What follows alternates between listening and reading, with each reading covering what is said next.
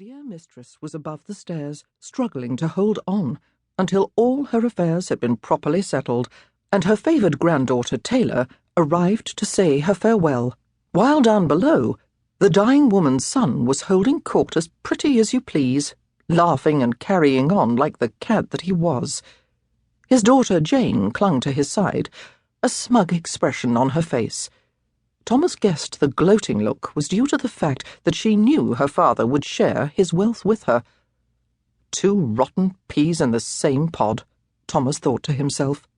Oh yes, father and daughter were very alike in both character and appetite. The butler didn't feel he was being disloyal to his mistress because he harboured such dark opinions about her relatives. She felt the same way. Why, on several occasions, he'd heard Lady Esther refer to Jane as a viper. She was that all right. Thomas secretly called her much worse. She was a vicious young woman, full of clever plots, and it seemed to him that the only time he ever saw her smile was after she had deliberately crushed someone's feelings.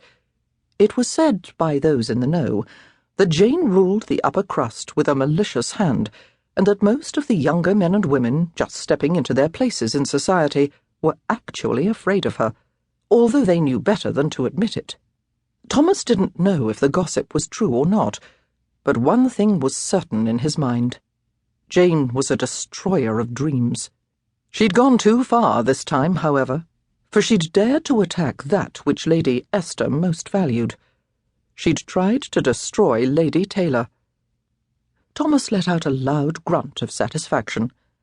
Very soon now, Jane and her disreputable father would be made to realize the ramifications of their treacherous deeds. Dear Lady Esther had been too occupied with ill health and family losses to notice what was going on. Since the day Taylor's older sister, Marion, had taken her twin babies to live in Boston, Lady Esther had begun her decline.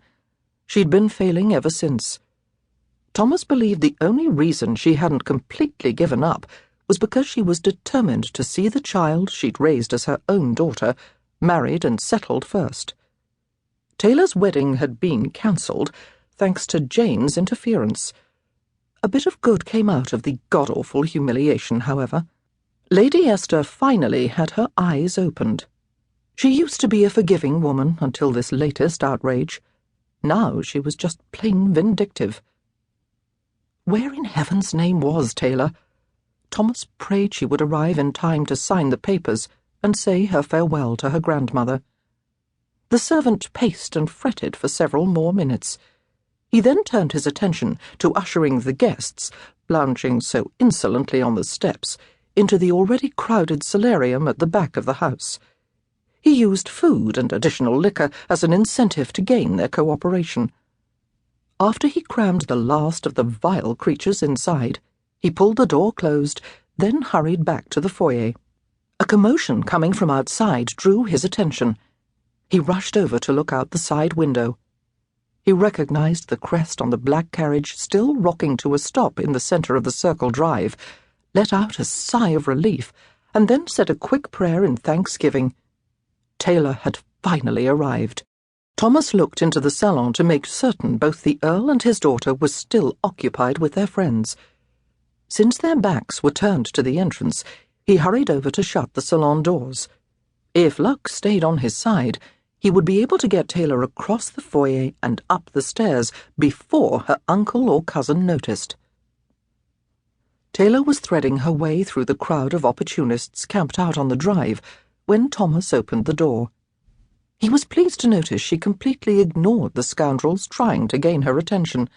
Several actually shoved their cards into her hands with loud boasts that they were the best investment counsellors in all of England and could get her a triple return on the money she would soon inherit. All she needed to do was hand the inheritance over to them. Thomas was disgusted by their theatrics.